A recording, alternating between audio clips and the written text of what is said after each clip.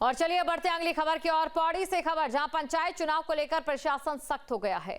15 विकास खंडों में निगरानी टीम का गठन, शांतिपूर्ण निष्पक्ष चुनाव की तैयारी में जुटा प्रशासन।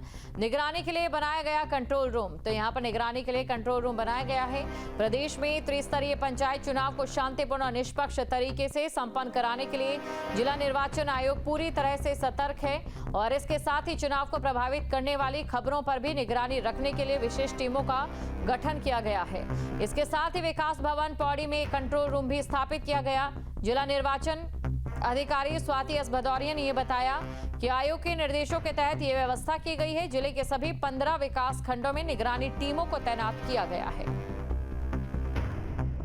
इलेक्शन में किसी भी रूप से प्रभावित करना इलेक्शन को नेगेटिव रूप में उचित नहीं होता है। इसके लिए जो आयोग के निर्देश थे कि पेड न्यूज़ के लिए कमेटी बनाई जाए, तो उसी के निर्देशों के क्रम में हम लोगों ने यहाँ पे कंट्रोल रूम भी बना लिया है, जिसमें कर्मचारी तैनात कर दिए गए हैं और सभी कर्मचारियों को विभिन्न ब्लॉक भी बांट दिए गए हैं। तो अगर इस प्रकार की कोई भी पेड न्यूज़ आदि की शिकायतें प्राप्त होती हैं तो उसका यहाँ पे उसको देखकर उसकी आख्या आयोग को भी भेजे जाने के लिए इस कंट्रोल रूम का गठन किया गया है। तो आई एम श्योर कि आगे आने वाले समय पर इस प्रकार की जो भी शिकायतें होती हैं उनका उचित निस्तारण किया जाएगा। और खबर पर अधिक जानकारी के साथ संवाददाता कुलदीप हमारे साथ जुड़ चुके हैं। कुलदीप, देखिए विलंब के बाद पंचायत चुनाव हो रहे हैं, तो ऐसे में पंचायत चुनाव को लेकर किसी भी प्रकार की कोई कसर ना छूट जाए, इसी को लेकर प्रशासन की तैयारी यहां पर पुख्ता नजर आ रही है। कुलदीप जी बिल्कुल सही कहा। जो पंचायती चुनाव को शांतिपूर्ण और निष्पक्ष तरीके से करवाने के लिए जिला निर्वाचन अधिकारी ने खास तौर से एक टीम का गठन भी कर दिया है। जो 15 विकास खंडों में निगरानी कंटिन्यूड निगरानी रहेगी।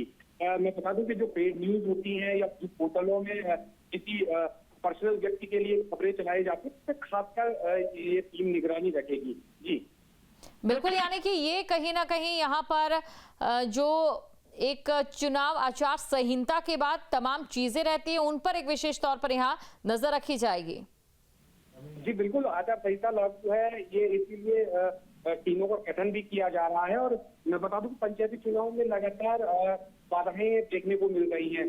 कई बार इसको रोका गया है, उसके बावजूद कल भी एक फैसला हाईकोर्ट का आया था, जिससे जो चुनाव चिन्ह थे उन्हें 2 बजे तक आवंटन रोक दिया गया था। उसके बावजूद 2 बजे के बाद सभी जो प्रत्याशी हैं उनको उनके चुनाव चिन्ह मिल चुके हैं। और जो टीमें हैं वो लगातार प्रयास कर रही हैं कि कोई भी पेड न्यूज इस चुनाव में ना देखी जाए, इसलिए जिला प्रशासन भी सतर्क मोड पर दिखाई दे रहा है। जी, जो ये कंट्रोल रूम है, क्या ये सोशल मीडिया द्वारा दी गई जानकारी या फिर किसी भी तरीके के प्रमोशन पर ही नजर रखेगा या फिर बाकी पहलुओं पर भी आगे बढ़कर काम करेगा?